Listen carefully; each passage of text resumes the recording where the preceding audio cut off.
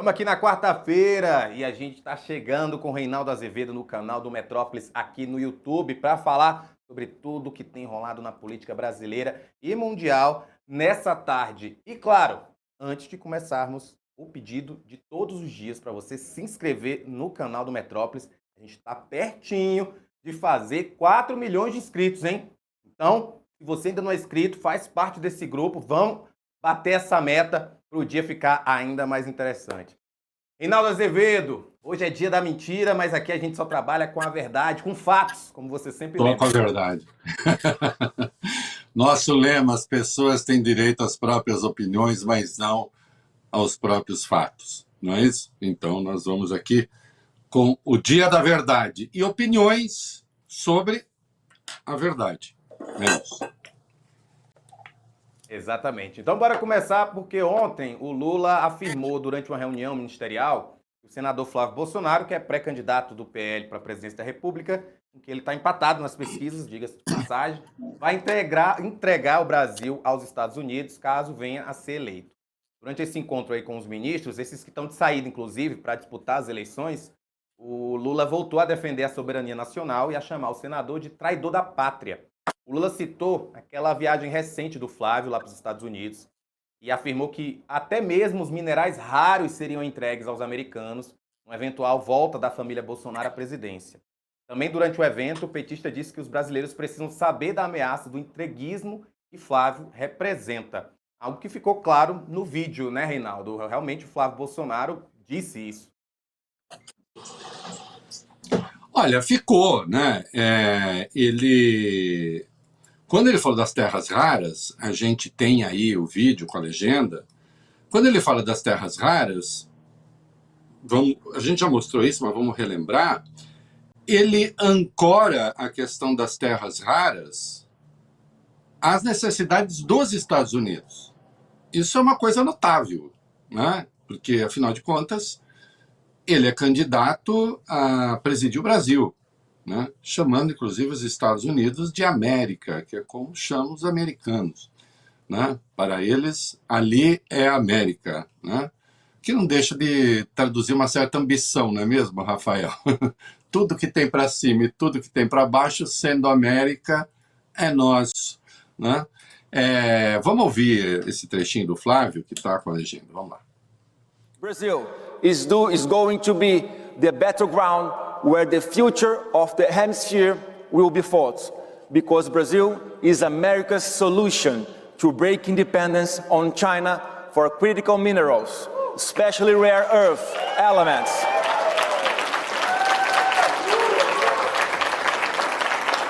Right now, America still depends on China for about 70% of rare earth imports, and China controls 70% of global mining and over 90% of refining and processing.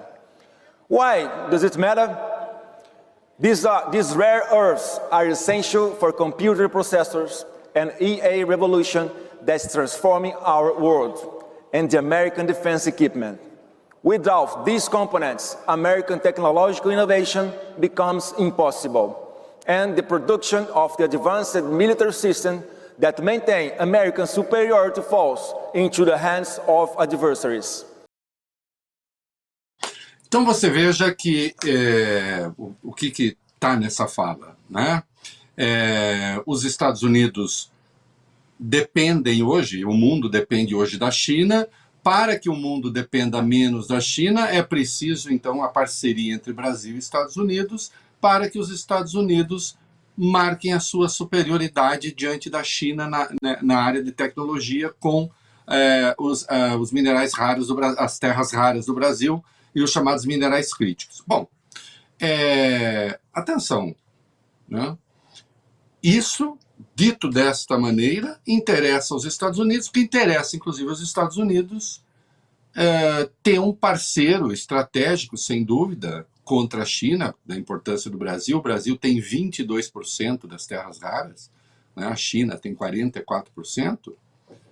Só que ao Brasil interessa processar esses minerais críticos aqui. Isso, na fala do Flávio, Não está claro, não só não está claro, como insisto, ele ancora a questão dos minerais críticos aos interesses dos Estados Unidos. Isso não é uma invencionice do Lula. É claro que eles estão disputando eleição, é claro que o Lula tem interesse em criticar o Flávio Bolsonaro, eles estão empatados nas pesquisas, em algumas o Flávio aparece até ligeiramente à frente, não é? O que, sim, isso surpreendeu alguns petistas, isso surpreendeu. A mim, não. Né? Deixo claro. Né? Porque desde o começo, né?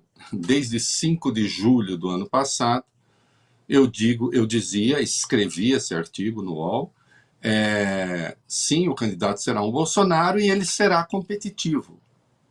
Basta a gente olhar para a realidade. Né? Basta a gente olhar para o que aconteceu, inclusive depois do 8 de janeiro. Aqueles que imaginavam que o bolsonarismo, a partir dali, se desconstituiria, erraram feio. Né? Porque, na verdade, aquilo virou uma espécie assim, de um ritual de celebração e de martírio sobre as ambições que eles têm para o Brasil e que os comunistas, as esquerdas, não deixam. Eles emplacaram esse discurso, engolfaram a direita, engolfaram a extrema-direita, e está aí, está competitivo. Agora, a questão da soberania vai ser tema da eleição ou não vai ser tema da eleição? O que o Lula deixa claro aí ao falar aos seus ministros, olha aqui, nós precisamos fazer esse debate, nós precisamos deixar claro o que esse cara falou lá fora, né? É que sim, eles vão puxar o debate por aí. Né? E com razão, quando eu digo com razão, não estou dizendo o Flávio vai entregar os minerais críticos. Eu não sei. O que eu sei da fala dele é que ele se ofereceu para ser aquele que entra na luta com os Estados Unidos contra a China. E aí sim, isso é bastante complicado.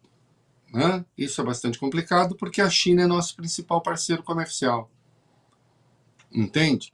E não há chance, veja só, Rafael, isso é curioso, né? Inclusive para o nosso agro, sempre tão bolsonarista, no momento está ali espichando o olho para o caiado, mas é só um sonhozinho de uma noite de verão. Né?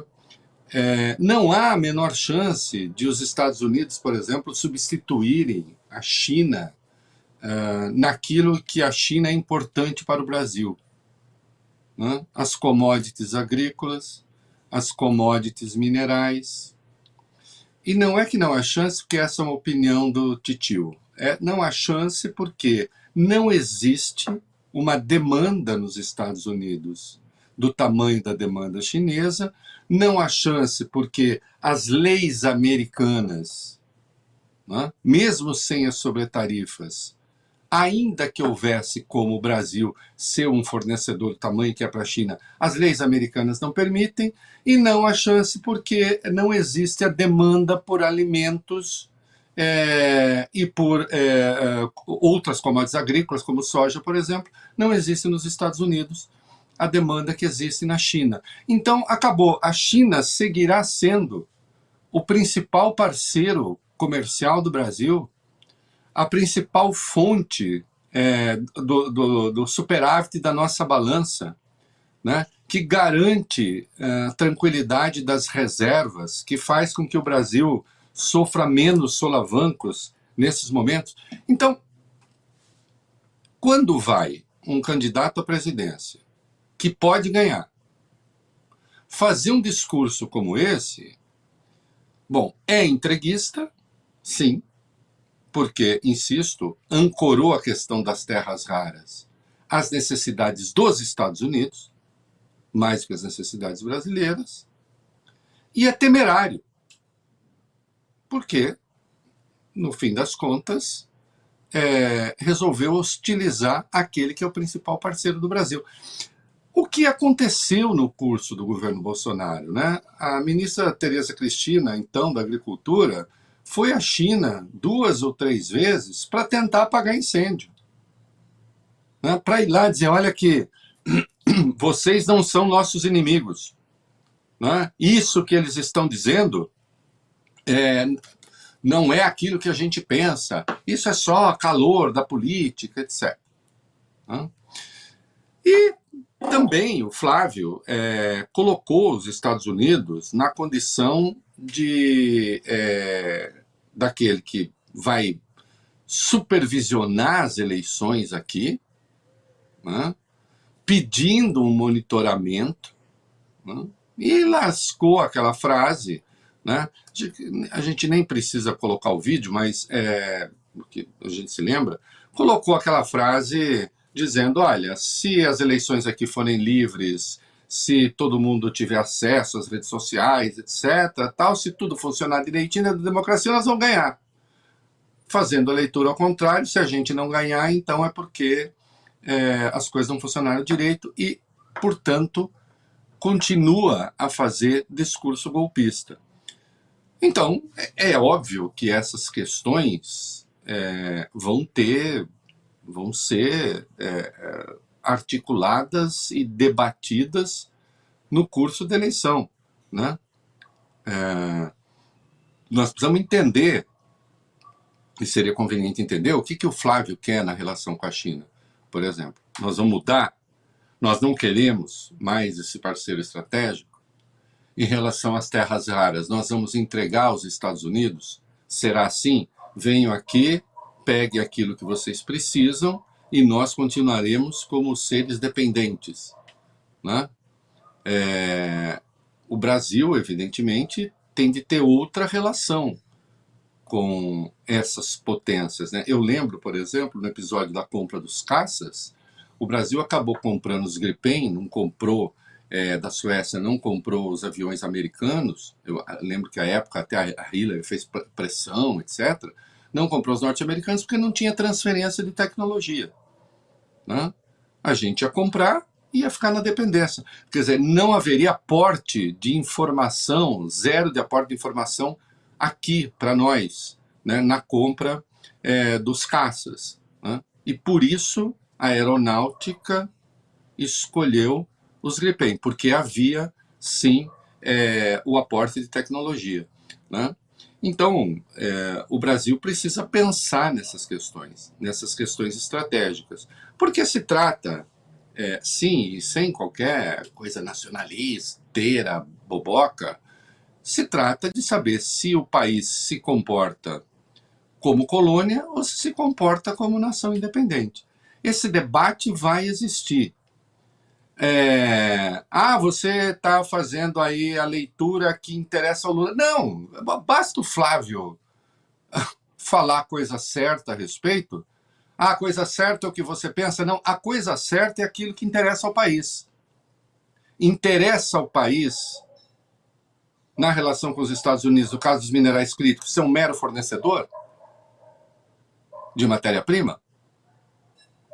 E não ter o desenvolvimento aqui? É isso que interessa? Interessa ao Brasil ser usado na guerra entre Estados Unidos e China, tendo os minerais críticos como elemento num papel hostil à China? Isso interessa? Nós não temos que brigar com ninguém, cara. O Brasil não precisa brigar com ninguém. Entendeu? O Brasil precisa fazer negócio com quem quer fazer negócio com o país. Para bolas. Hã? Se nós temos minerais críticos, excelente. Então, se um monte de gente está interessada, que bom. Né? Nós temos o agro que temos, nós temos os minerais que temos, vamos vender para quem quiser comprar. O nosso papel não é ser doutrinador de nada, nem entrar na doutrina de ninguém. Não podemos voltar ao padrão Ernesto Araújo, aquele senhor que foi ministro das Relações Exteriores durante um tempo, que dizia: o nosso papel é nos ajoelhar na igreja de Trump. Até porque aquela gente não anda muito bem da bola. Nós vamos ver, nós vamos encerrar. Eu vou tentar levar as coisas aqui para a gente conseguir dar tempo o que a turma do Trump andou dizendo sobre guerra, religião, ETs.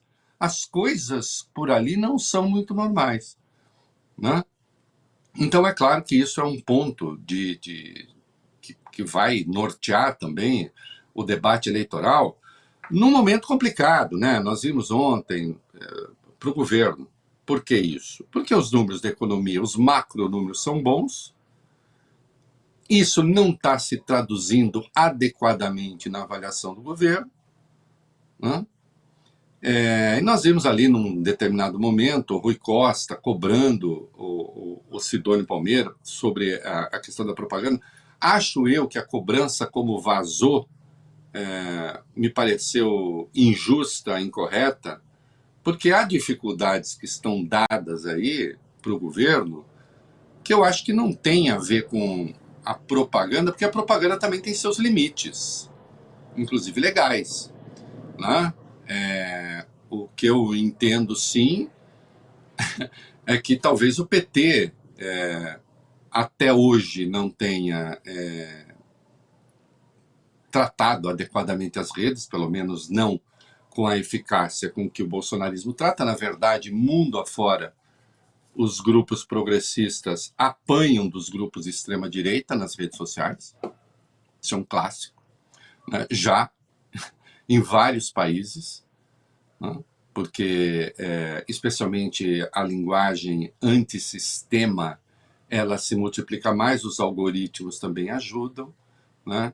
Hoje em dia é muito mais simpático sair atirando, tudo errado, bando de vagabundo, ninguém faz porra nenhuma, e não sei o quê, e assim vai, né? Com aquilo que o Mencken, nosso parceiro jornalista, H.L. Mencken, chamava de soluções simples e erradas para problemas difíceis, né? Hoje as redes são o palco disso, principal, né? Então, um exemplo, o que a gente faz com a criminalidade? Mata os criminosos, pronto, está tudo resolvido, né? Ou então faz o seguinte, prende pela cara, faz como em El Salvador, e está tudo resolvido. E é claro que não está nada resolvido, apenas se criam problemas novos. Então, os progressistas apanham nas redes sociais muito. Há problemas objetivos, você tem um problema de endividamento da população que é grande, né? O governo está procurando dar uma... Eu já vou unir as pontas, tá? O governo está procurando dar uma resposta a isso, né? Há um momento ruim para o país. Quando eu digo momento ruim para o país, não é a caça à corrupção. Existir isso tudo como está, evidentemente, não é bom. Era melhor que não tivesse havido Master, era melhor que não tivesse havido o caso do INSS, e tudo isso está aí. Sim, com investigação, conduzida pela CGU, conduzida pela Polícia Federal, não há omissão. Acho que uma evidência de que não há omissão nem investigação conduzida é que o próprio filho do presidente é investigado. Só que isso, em vez de estar contando a favor do governo, está contando contra. Porque se identifica, olha aí a bagunça que está aí, né? Acaba pesando contra o governo. Toda investigação anticorrupção, nós já dissemos aqui, ela é anti-establishment, ela atua contra o status quo, né? Então, há um momento ali de tentar buscar, enfim, caminhos para organizar a campanha, né? Na questão econômica, é um embate difícil, porque, insisto, embora os números sejam favoráveis, não adianta. Se o cara está com a conta dele no vermelho, não sei o quê, às vezes até por erro dele mesmo, não interessa. A tendência é achar que a culpa é do governo, né? Mas a renda subiu mais do que a inflação. Mesmo assim, ele queria ainda mais. É justo que as pessoas queiram melhorar de vida, né? Então, é um embate difícil, né? Há os embates ideológicos todos que a direita faz, da guerra cultural, e há essa questão da soberania, que acredito será importante, né? Lembrando que o Lula tem aí um encontro para acontecer com Donald Trump em algum momento, né? Outro tema que vai aparecer, a questão da segurança pública, né? Os bolsonaristas estão insistindo com os Estados Unidos para transformar PCC e Comando Vermelho, e haveria essa disposição para passar a considerar grupos terroristas, o que é uma coisa grave se acontecer, né? Porque esse é outro debate que você começa perdendo. Fala assim, não, terroristas não são, fica parecendo que você está dizendo que é bacana. É que terroristas não são mesmo, terrorismo é outra coisa. E se isso passar a ser terrorismo para os Estados Unidos, há vários riscos aí, né? O primeiro deles é um risco econômico mesmo. Há muitos fundos que não investem em países que têm uma atuação, em que há terroristas com uma atuação importante. Você imagina o Brasil ficar com a fama de ter áreas do Rio, por exemplo, e de outros estados, mas no Rio é mais visível, mais claro, dominados por terroristas. Nós teremos problemas aí, né? Aliás, os banqueiros deveriam se mobilizar, né? O mercado financeiro, sempre tão ativo, né, em defender elevação de taxa de juros ou manutenção de taxa pornográfica de juros, deveria se mobilizar contra esse risco, que é grave, né? E o outro é militar mesmo, né? Já que tem terrorista lá e já que eles não combatem, então combatemos nós, né? Enfim, nós temos aí a campanha que já começou, e o Lula viu nessa questão da soberania, mais uma vez, viu um filão a ser explorado, que é real, porque as falas desastradas do Flávio nesta área são verdadeiras. Desastradas não, é aquilo que eles pensam. Eles realmente pensam o Brasil como uma extensão dos Estados Unidos, né? Vamos ver como é que isso vai ser encaixado. Reinaldo, a gente tem falado tanto essa semana sobre golpistas, discursos golpistas, e é interessante ver nesse vídeo que na primeira fila do discurso de Flávio Bolsonaro está o Alexandre Ramagem. Foi condenado pela tentativa de golpe, está foragido nos Estados Unidos, e me chamou muita atenção quando apareceu aquela cena e o assunto que você traz, as coisas parecem alinhar, mas vamos continuar aqui. Falando agora de Caiado. Importantíssimo. Governadores e candidatos. Olha, viu, Rafa? Sabe que eu nem tinha reparado nisso. Aliás, Tá lá na frente. Eu de fato não tinha reparado. E é uma falha. Ainda bem que se apontou. Porque tá ali, um cara condenado por golpe, tentativa de golpe, foragido. É pouco caso, inclusive, das instituições. Faz pouco caso das instituições. Por mais que o Flávio acredite, veja só, existe um limite nas coisas, né? Por mais que o Flávio acredite que era todo mundo inocente, que foi uma grande injustiça, não sei o quê, ele é candidato à presidência da República, à presidência de um dos poderes. Para o presidente da República, a formalidade é importante. Ele não pode fazer de conta. Quando isso acontece, ele está dizendo: eu não dou bola para a justiça. Se eu for presidente, eu não vou dar bola para a justiça. Eu vou aceitar, eu vou acatar as coisas da justiça com as quais eu concordar. Porque isso se casa perfeitamente com a frase que ele disse também na entrevista à Folha de 14 de junho. Eu vou dar um indulto, tal. E se o Supremo não aceitar, a gente impõe pela força.